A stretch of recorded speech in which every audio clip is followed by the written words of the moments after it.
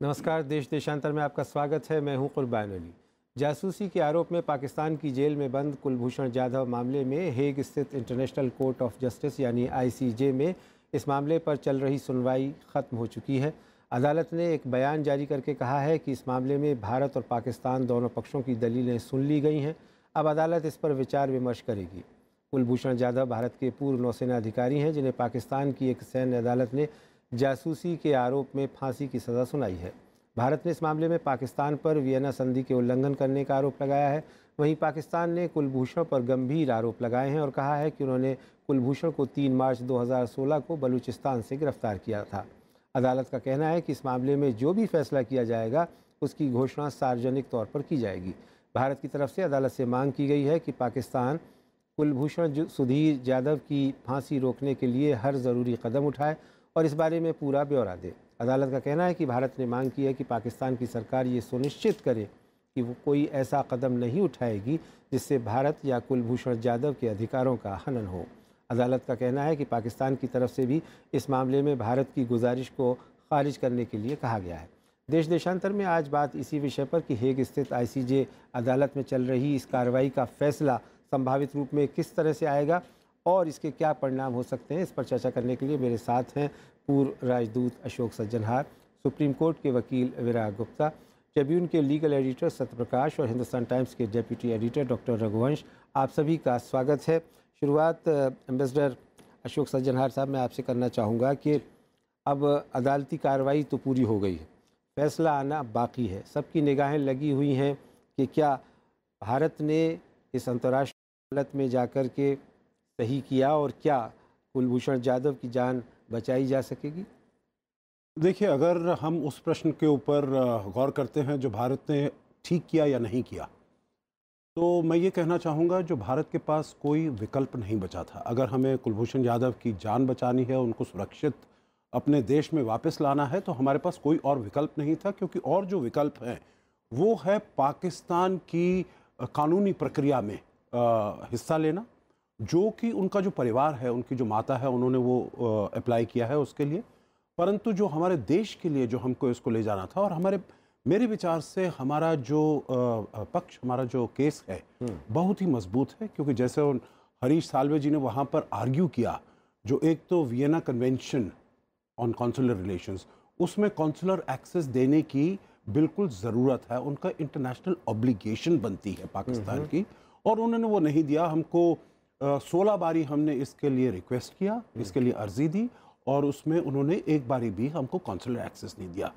दूसरा, उन्होंने कहा जो कुलभूषण जाधव के मानवाधिकारों का हनन हुआ है, उल्लंघन किया गया है, क्योंकि यूएन का जो international covenant on civil and political rights है, उसमें उनको जो भी उनके ऊपर केस है जो दायर है उसके बारे में सब बताना चाहिए, भारत को बताना चाहिए, क्योंकि हमारे देश का वो नागरिक है। तो जब उन्होंने उसको अरेस्ट किया है, परंतु इसके बारे में कुछ नहीं बताया गया, कैसे केस हुआ है, क्या वर्डिक्ट है, क्या चार्ज है, क्या एविडेंस है, कुछ नहीं बताया गया है। तो उनके जो मानव अधिकारों का बहुत हनन किया है, और इस वजह से भारत ये मांग की है, जो एक तो इस जो उन्होंने मौत की सज़ा उनको सुनाई है उसको एकदम रद्द किया जाए, और जब तक केस चलता है, क्योंकि ये तो इनिशियल हियरिंग है इंटरनेशनल कोर्ट ऑफ जस्टिस में, जब तक केस चलता है तब तक ये सुनिश्चित किया जाए जो उनके ऊपर उनकी जान को कोई खतरा नहीं होता, और उनके ऊपर ये फांसी की सज़ा नहीं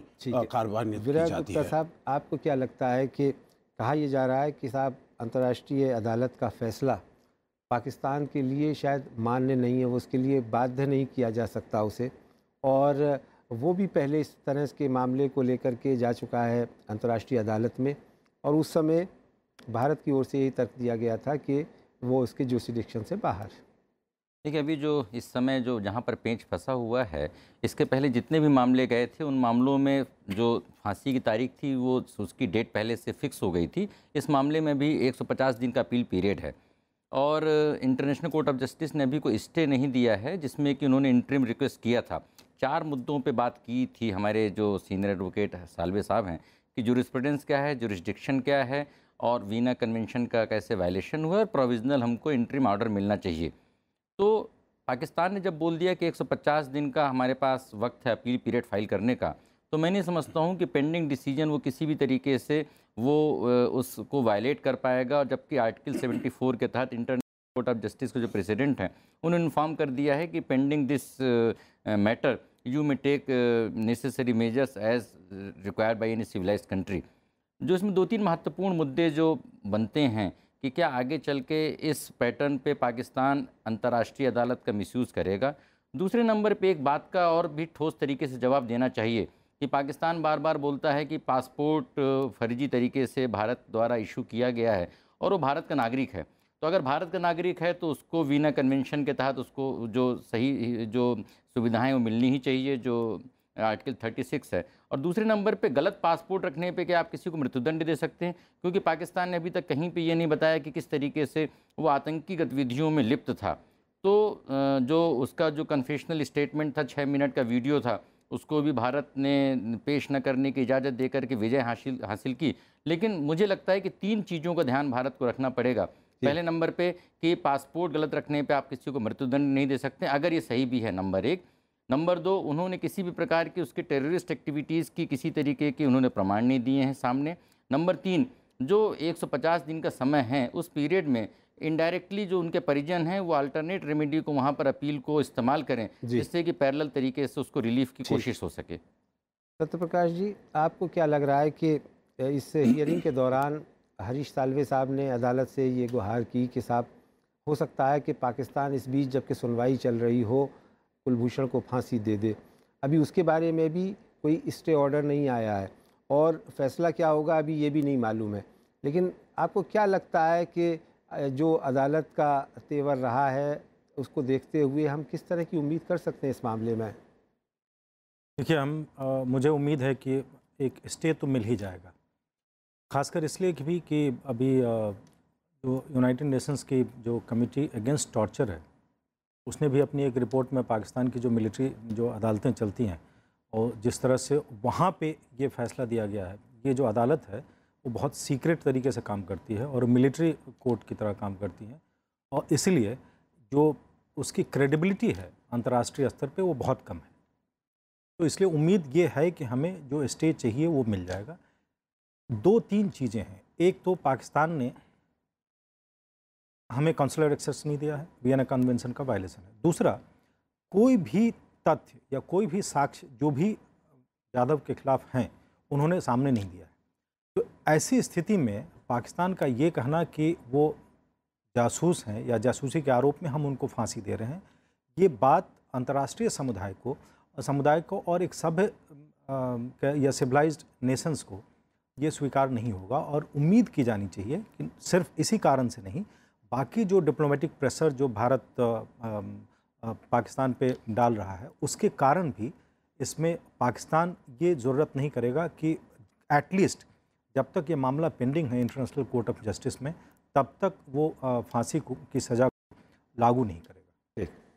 रघुवंश सिन्हा साहब, आपको क्या लगता है कि इस मामले के क्या रेमिफिकेशंस हो सकते हैं, क्या परिणाम आ सकते हैं? क्योंकि कहा यह जा रहा है कि कुछ लोगों का मानना है कि भारत ने ये करके शायद सही कदम नहीं उठाया।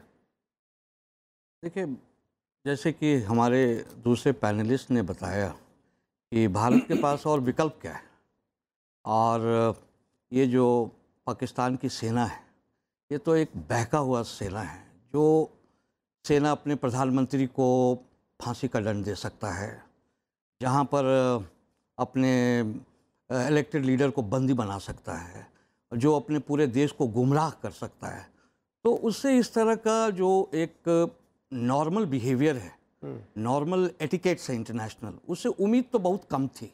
और जिस बैकग्राउंड में इनको पकड़ा गया, इनको लाया गया, और जिस तरह से अचानक एक दिन 1 साल के बाद इन पर सज़ा सुनाई गई, तो ये तो साफ जाहिर था कि उन्होंने मन बना लिया था। और मैं तो यहाँ तक कहता हूँ कि आज भी सब कुछ होने के बावजूद भी मुझे तो अभी भी डर लगता है कि हो सकता है कुछ कंसेशन दे पाकिस्तान, मगर अंत में यादव को बचाना मैं समझता हूँ भारत के लिए आज भी बहुत मुश्किल है। अशोक सज्जनहार साहब, दोनों देशों के बीच इस वक्त कूटनीतिक रिश्ते लगभग नहीं के बराबर हैं, तनातनी है, बातचीत का कोई सिलसिला नज़र नहीं आ रहा है। कहा यह जा रहा था कि शायद पाकिस्तान का भी इसी तरह का कोई मामला भारत के पास में है और उस पर शायद बार्गेन हो सकती है, लेकिन उसकी भी कोई उम्मीद नहीं नज़र आ रही। और जिस तरह से जो पाकिस्तान का ट्रैक रिकॉर्ड रहा है, उसको देखते हुए लगता नहीं है कि वो सिविलाइज अंदाज में अंतर्राष्ट्रीय कानूनों की परवाह करते हुए इस मामले में इस सज़ा को रोकेगा। और भारत की तरफ से ये कहना कि इस सुनवाई के दौरान भी उसको फांसी हो सकती है, तो ऐसे में विकल्प बहुत कम बचते हैं भारत के पास। जी, मैं बिल्कुल इत्तेफाक रखता हूँ आपसे। आपने जो कहा, जो जैसा पाकिस्तान का ट्रैक रिकॉर्ड है और जैसा जितनी जल्दी उसने ये किया है, 3 मार्च को उनको कहते हैं गिरफ्तार किया बलूचिस्तान से। हमारा कहना है जो आपने उनको चाबहार से गिरफ्तार किया और यहाँ पर आप लेकर आए हैं, तो जो ट्रैक रिकॉर्ड है उससे ज़्यादा आशा नहीं बनती है, कोई कॉन्फिडेंस ऐसा नहीं होता है। और मेरे विचार से तो इसमें एक और चीज़ भी देखनी चाहिए, जो वहाँ पाकिस्तान के अंदर जो सिविलियन और मिलिट्री इन दोनों के बीच में जो होड़ चल रही है और जो इनमें वन अपमैनशिप की है, तो ये मेरे विचार से मिलिट्री ने, वहाँ की सेना ने और आईएसआई ने ये अपना मन बना लिया है, जो अगर ये वाला कदम वो उठाएंगे, इससे एक तो अपने देश के सामने ये साबित कर देंगे जो केवल सेना ही है जो उनके हितों की और उनकी सुरक्षा को अच्छी तरह से बरकरार रख सकती है। ये तो कई बार प्रूव हो चुका है, कई बार कर चुके हैं। और दूसरा, जो वहाँ की जो सिविलियन लीडरशिप है, नवाज शरीफ है, उसके विरुद्ध उनको नीचा दिखाना और अपना पल्ला जो है और भारी करना। परंतु मेरे से पूरी दुनिया में, क्योंकि ये हमने बहुत सोच समझ कर, मेरे विचार से भारत सरकार वहाँ पर गई है, हेग में गई है, इंटरनेशनल कोर्ट ऑफ जस्टिस में, क्योंकि 2 चीज़ें हैं इसमें। क्योंकि ये केवल भारत और पाकिस्तान का एक मसला नहीं रह जाता। मेरे विचार से ये एक संदेश है पूरी दुनिया को भी, जो कहीं भी कोई भी देश अपना मिलिट्री कोर्ट कहीं से भी किसी के नागरिक को उठाकर अपने देश में ले आए और उसके ऊपर ऐसे मनगढ़ंत इल्ज़ाम लगाकर ऐसा इकबालिया बयान दबाव के अंदर करवा के और उसके विरुद्ध ऐसे फांसी की सज़ा सुना दे, तो ये केवल भारत पाकिस्तान से ऊपर उठकर ये इसको ले जाना है। दूसरी चीज़ देखिए, जो आपने पहले प्रश्न किया, जो ये हमने ठीक किया या नहीं किया, क्योंकि कुछ लोगों का कहना है जो हम हमेशा से ये चाहते रहे हैं, जो हमारे पाकिस्तान और भारत के जो मसले हैं वो हम द्विपक्षीय तरीके से इनको सुलझाएं, इनको इंटरनेशनलाइज नहीं करें। अब जो हम इंटरनेशनल कोर्ट ऑफ जस्टिस में गए हैं, मेरे विचार से ये मेरिट्स ऑफ द केस पर नहीं गए हैं, जो बलूचिस्तान में क्या हो रहा है, कश्मीर में क्या हो रहा है उसके ऊपर।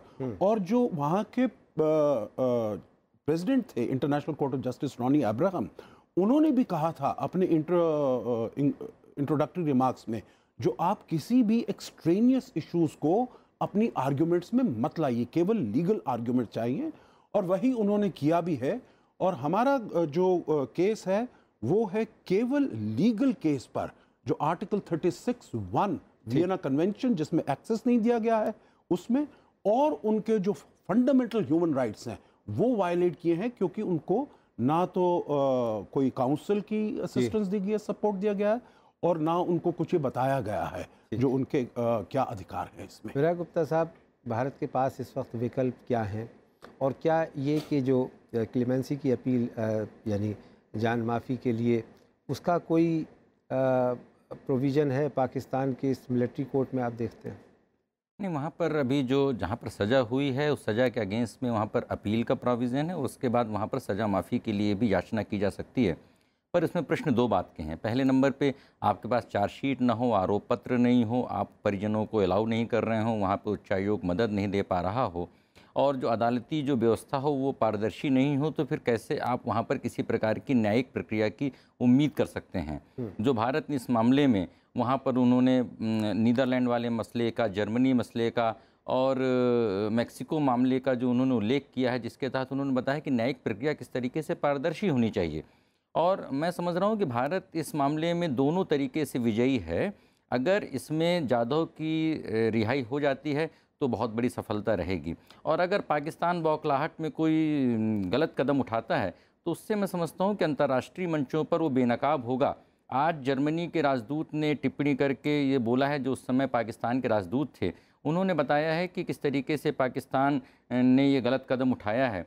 और पाकिस्तान का सैन्य तंत्र और वहाँ का जो आतंकी नेटवर्क है वो पहले से ही अंतर्राष्ट्रीय समुदाय के निशाने पर था। और इस मामले से वहाँ मिलिट्री कोर्ट है और वहाँ की जो अपारदर्शी न्यायिक व्यवस्था है वो भी मैं समझता हूँ कि अंतर्राष्ट्रीय मंचों में, जैसा कि सत्यप्रकाश जी ने बोला कि यूएन ने वहाँ के मिलिट्री कोर्ट को कंडेम किया है, तो मैं समझता हूँ कि ये वहाँ पर पड़ोसी देश में एक पारदर्शी व्यवस्था के लिए अंतर्राष्ट्रीय दबाव वहाँ पड़ेगा और भारत के लिए अच्छी बात रहेगी। पर मैं एक बात समझ नहीं पाया कि जब पिछले हफ्ते जब हम अंतर्राष्ट्रीय अदालत गए और उसके बाद उन्होंने सिर्फ एक नोटिस जारी की, नोटिस के बेसिस पे भारत सरकार को ऐसी टिप्पणी नहीं करनी चाहिए थी कि स्टे मिल गया है, क्योंकि स्टे नहीं उस समय मिला था। सिंपली एक आर्टिकल 74 का उल्लेख करते हुए नोटिस इशू की गई थी और ये कहा गया था कि पाकिस्तान इन बातों का ध्यान रखेगा। स्टे अभी भी नहीं मिला है, तो ये बहुत ही संवेदनशील मसला है और इसमें किसी प्रकार की राजनीति नहीं होनी चाहिए जो लॉन्ग टर्म में हमको किसी तरीके से प्रभावित करे। रघुवंश जी, जैसा अशोक जी कह रहे थे और मेरा सवाल भी यही है अभी भी कि क्या ये जो द्विपक्षीय मामला है, हम लगातार शिमला समझौते के बाद से कहते रहे हैं कि हम पाकिस्तान के साथ किसी तरह की कोई थर्ड पार्टी इंटरवेंशन नहीं चाहेंगे। हम अमेरिका ने भी प्रयास किया है, संयुक्त राष्ट्र ने भी कहा है और भी कई देशों ने कहा है, लेकिन लगातार उसको हम खारिज करते रहे। अब क्या इस तरह से जब हम गए हैं अंतर्राष्ट्रीय अदालत में, हमने ये रास्ता पाकिस्तान के लिए नहीं खोल दिया है कि वो दूसरे मामलों को भी तीसरे पक्ष से मध्यस्थता कराए या उसे अंतर्राष्ट्रीय कोर्ट ऑफ जस्टिस में ले जाए? नहीं, बिल्कुल नहीं। देखिए, जब हम लोग कहते हैं कि बायलैटरल जो हमारे बीच में है शिमला एग्रीमेंट का बात, वो किसी संदर्भ में साइन किया गया। उस ज़माने में हम लोग कभी ये नहीं देखे थे कि पाकिस्तान एक terrorism as a state policy लेकर के चलेगी। कभी हम लोग को उम्मीद नहीं था कि मिलिट्री अदालत इस तरह की बातें करती है। ये तो कोई बायलैटरलिज्म का इशू ही नहीं है, ये तो सीधा सीधा एक ह्यूमन राइट्स का इशू है, एक व्यक्ति का अपना अधिकार का व्यक्ति है इशू है, फेयर ट्रायल का इशू है। तो इसमें कोई बायलैटरल इशू की बात ही नहीं है। और लेकिन फिर हम इतने मासूम हैं कि पाकिस्तान का ट्रैक रिकॉर्ड देखते हुए भी हम उस पर यकीन कर रहे हैं। देखिए, हमारे पास इस वक्त और कोई विकल्प नहीं है। हम तो पाकिस्तान पर कोई यकीन नहीं है, उसके मिलिट्री पर कोई यकीन नहीं है। जो मैंने जैसे पहले भी कहा, जो अपने ही लोग को बलूचिस्तान में बॉम्ब कर सकता है, जो अपने ही प्रधानमंत्री को फांसी दे सकता है, उस आर्मी पर क्या विश्वास है? मगर हमारे पास विकल्प क्या है? उसको तो बचाना है। जो भी ऑल्टरनेटिव है उसका हमको उपयोग करना है। तो मगर इसका ये मतलब नहीं है कि ये कोई किसी तरह से बायलैटरलिज्म को धक्का पड़े। हम तो ये कश्मीर से कोई मिलता जुलता इशू नहीं है, हमारे कोई भी बायलैटरल इशू नहीं है। ये तो सीधा साधा एकदम आर्मी का गुंडागर्दी है। नहीं, ये तो आप कह रहे हैं ना अपने नेशनल इंटरेस्ट में, लेकिन 19 साल पहले पाकिस्तान ने ऐसे ही अपने विमान के मार गिराए जाने के बारे में जब अपील किया था आईसीजे में, तो यही तर्क भारत की तरफ से दिया गया था कि ये वहाँ इस मामले में उसका जुरिसडिक्शन नहीं है, इसलिए ये बात कही जा रही है। देखिए, जो 19 साल पहले 18 साल पहले हुआ था, एक संदर्भ में हुआ था, युद्ध था। वो जो मिलिट्री प्लेन है वो इन भारत के एयर स्पेस में आ चुकी थी, तो वो एक डिफरेंट कॉन्टेक्स्ट में हुआ। अभी हम लोग युद्ध में नहीं है, ये पीस टाइम है।